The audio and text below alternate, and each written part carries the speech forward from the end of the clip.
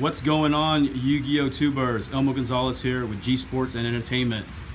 In front of me, sponsored player Jeremy Mitchell, aka the real Pendulum God. What's going on, Jeremy? What's up, man? Just hanging in there, doing my best. What do you have to say about the status of you as a Pendulum player out there in the Yu-Gi-Oh! Community?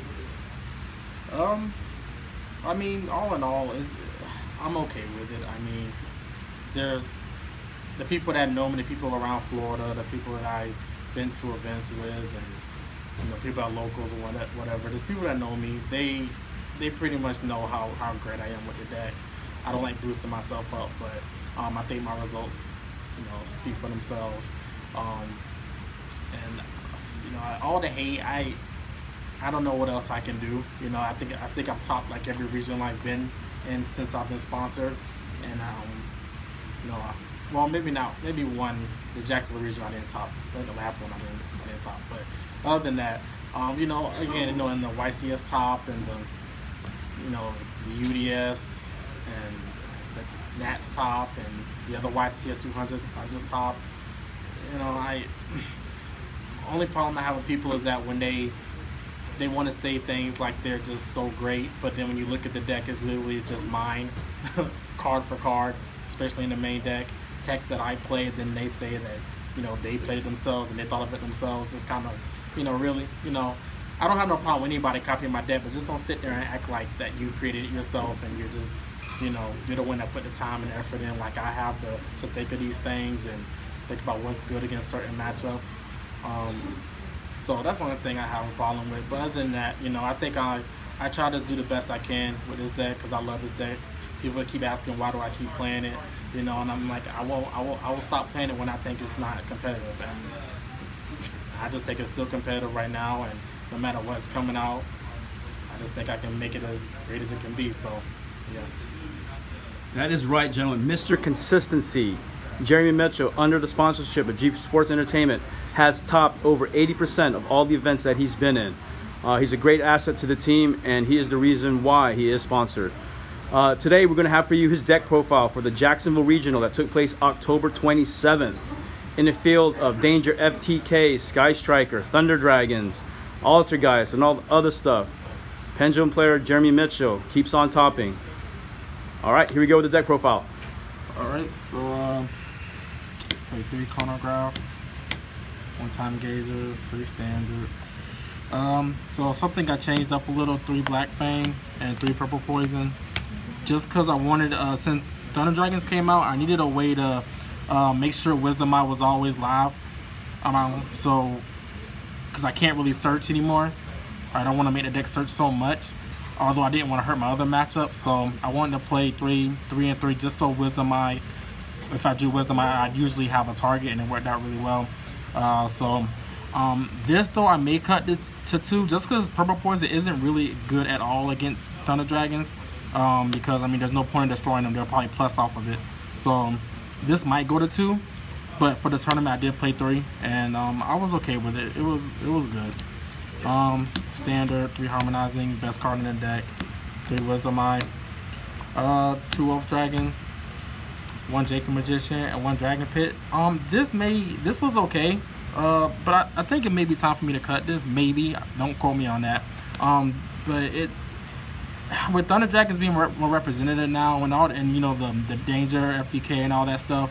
Like, this is so dead game 1. I know you can just side it out, but I don't know. It's sometimes when I put it in scale, I really wish it's just Black Fang, because Black Fang combos so well. I know the combos of Black Fang so well.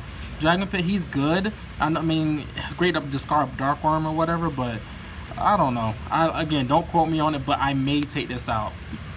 Maybe for the Kissimmee Regional coming up, so I'm not sure, but yeah. Those are all the Magicians.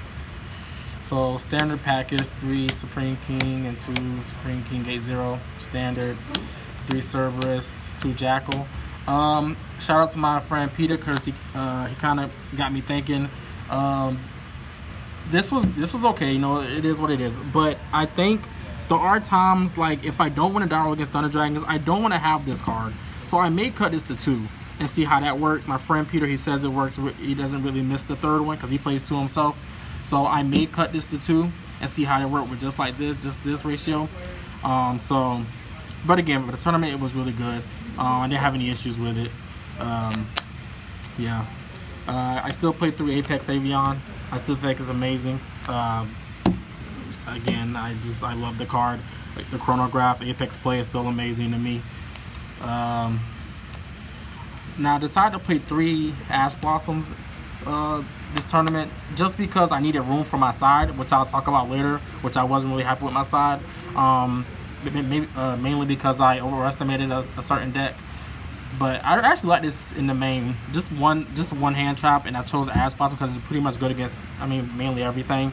And it's so good when you can just make a board and your opponent, like I'll make a simple board with like Vortex and like a rank 4 or whatever, and they'll think that's all they have to worry about. When you drop the Ash on them, like some people just scoop right after it because it's like they don't expect this. They just expect a board and pendulums and don't expect a hand trap in hand. And this saved me a lot. There's a play, and it's great because it's a tuner. You can go into Meteor Burst. So I actually like this. I'm gonna keep this in. And those are all the monsters. Spells, pretty standard in my old build. 2 Shrine, 2 Foolish. I may cut this to this ratio. There's too many times where I keep seeing Dragon Shrine more and more, especially off the Electromite draw. And if you're a Pendulum player, you know what I'm talking about.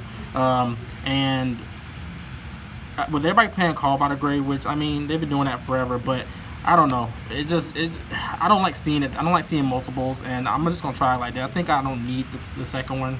So we're gonna see how it is for the Kissimmee Regional, but yeah, but this is what I play. 3 Desires. I still play 3 Desires. I think you still need it. I know you can see multiples and it sucks, but you still play. You play a card like Pin Called, which discards it. This may go to 2 as well, just because of Thunder Dragons. That's the only reason I would cut it to 2.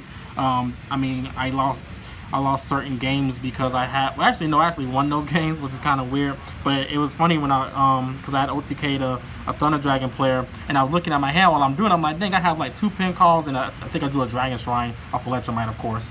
But I was just like, dang, I'm doing all this, and I still have these dead cards in my hand. I literally OTK'd them. It was crazy. But that's because Desires got me into certain cards. But yeah, this may go to 2. I don't think you. Just because Colossus, that's the only reason I want to put this to 2. But yeah, those were all. That's the main deck. I believe 45 cards I chose for this event. And on a side note, gentlemen and ladies, that is a single Foolish Burial, not 2. Yeah. I'll go to the extra. So the extra deck, 1 Vortex Dragon standard, 1 Sideframe Lord Omega. This was debatable actually, just because Thunder Dragons came out, and you don't want to banish their card and then they get a plus. But I think if you still play it, what I do, I usually just go into this first, and then I'll Omega them. Shout out to Ruben. I think it's like he always knew it was coming, Omega no matter what. Yeah, so you still play Omega. Meteor Burst, pretty standard in my builds, and Clear Wing. I actually cut this for a minute, but then I played one of my friends at Locals on the Friday before the tournament, and I needed this card really bad. So shout out to you, Quinn, because if I had it, you would have lost quicker. But whatever. But yeah, I needed this back in. That duel taught me a lot. So yeah. The Xyz, 1 Supreme King. This card's amazing. With another card I play, the Wee Witch. So this and this, again, attacking a Titan, the other King Titan is game. I think this is 81. Don't quote me. I'm not good at math, but I believe this is 81. And I literally thought this right just during the duel. I didn't know about this until I just went into. I know I had to kill him that turn. I was probably gonna lose, so I just went, instead of going to Electromite, I went into this, and then use 2 rank 4s to make this, and just attack this Titan, and you know. Titan can't protect himself with battle, just card effect. So you know, it boosts it up by 500, so that's 3,000, that's 62, and this is 19. So, and that was game. So that was that was pretty. I learned that during just during the game, so that was pretty cool. And if you're not playing Wee Witch, it's really amazing right now, especially in this deck. More with the Xyz, absolute standard. Naruto, pretty standard. Time Star, love it. Tornado Dragon. I wanted to play this just because I felt like all the guys to be more represented, But even then, like, I barely go into this, and this should be Ignister, especially with Thunder Dragons. Somehow, I mean, especially shout out to Ruben again. He keeps putting Thunder Dragons in defense mode, so you know it makes this card useless. But this was still MVP this weekend. You know, people started to expect it though, because I guess they seen the profile or whatever. But yeah, this was amazing. But this should be Ignister. I expect people to play that now in this deck. Especially with Thunder Dragons, you just want to get rid of one of their monsters. This should have been Ignister, but yeah, it is what it is though. But this was still amazing. Love it. Abyss Dweller. Luckily, I didn't play any Gokis, thank God. But you know, this is that's mainly what this is for. The Lynx, Electromite, Standard, Zephyr, Metaltron, and shout out to my sponsor Elmo for Brawl Sword Dragon. And shout out to Hamza, the guy. This is one of the guys I talked to. This card is amazing.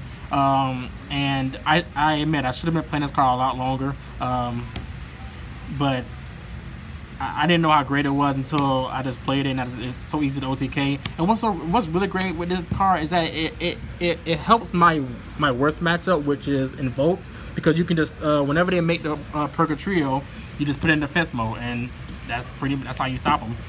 I mean it's pretty simple. Even against the Dino deck, you want to put Conductor in defense mode. Those are the cards that kill you with this deck. Purgatory and Conductor. Those are the ones that kill you. So instead of when I go into Absolute and going to Vortex, I go into this guy.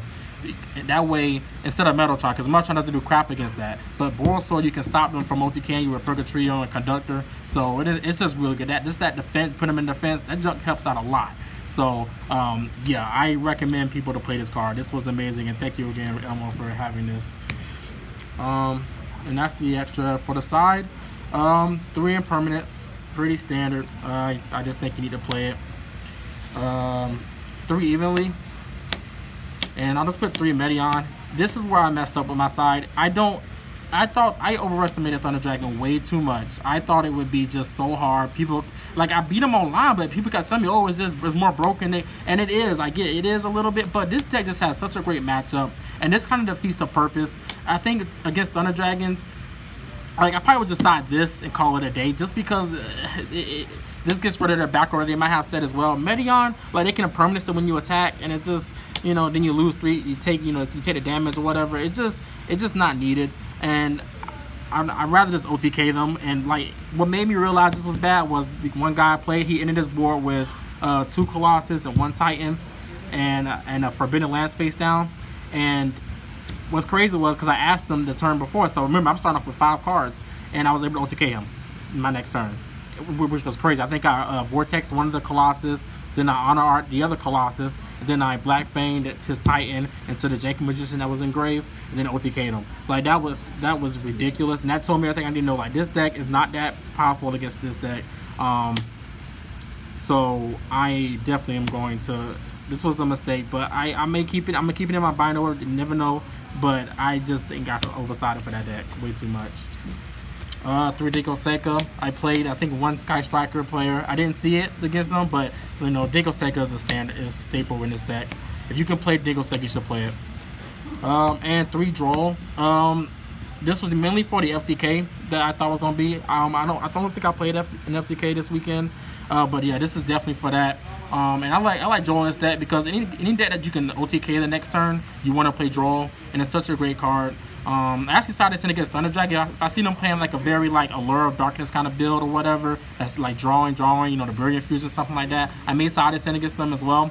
But all in all, like, this card is just really good. I think you have to play right now with FTK going around, and yeah. All right, Yu-Gi-Oh! Tubers, that was Jeremy Mitchell's Jacksonville Regional Pendulum deck profile. Do you remember your matchups that you had? Oh God, I mean, to be honest, no. I don't understand how you even remember those matchups. I just know I played like a lot of like 4 Thunder Dragons. I remember the loss, you know, to Ruben. Lost to him game 3. Should have just put Janky Magician in defense mode. I think about it a lot, but you know, I remember my losses more than my wins. So that's kind of like a little flaw I have. So I don't even remember my wins. I just know I played like a lot of Thunder Dragons. I played a BA player in my first match. I played a Blue Eyes guy. I know it sounds crazy, but this guy was like, he's probably the best Blue Eyes player I've ever seen. He made VFD and all this stuff with 2 back row, and that bingo card was really amazing. Yeah, I'm telling you, this guy was really good. I think he went X2, but yeah, hopefully he has a deck profile, because this build was really good. And again, I'm the Sky Striker player, but so I think that's 7 right there. So it was 7 rounds. So yeah, I think I got it. All right, Yu-Gi-Oh tubers, we will be replying to all the remarks that we have for Jeremy's deck profiles. On last note, Jeremy, any shout outs you want to give? Yeah, shout out to G Sports Entertainment, sponsor Elmo, teammates Vietron against Santino Bradford, Gabe Santiago, you know, all the guys, James Rutherford and Garrett, and new addition Kendall. Glad she's on the team now. And just pretty much everybody in Jacksonville, people that help me out with the deck, people that message me from you know, across the United States. I have a lot of people that message me about the deck and give me tips. I give them tips. So shout out to all you guys. Yeah, I'm just gonna try to keep doing well with the deck, and hopefully I can keep bringing good results. But I don't think the deck is dead at all. I just love this deck because it's so middle ground. Like it can answer so many decks in different ways. I have just access to the whole rank 4 toolbox, which makes this deck really, you know, versatile. So again, I just love this deck, and I'm gonna keep playing it until I think it's dead. And right now it isn't. All right, look for Jeremy Mitchell at YCS Pasadena. All right, everyone, take care.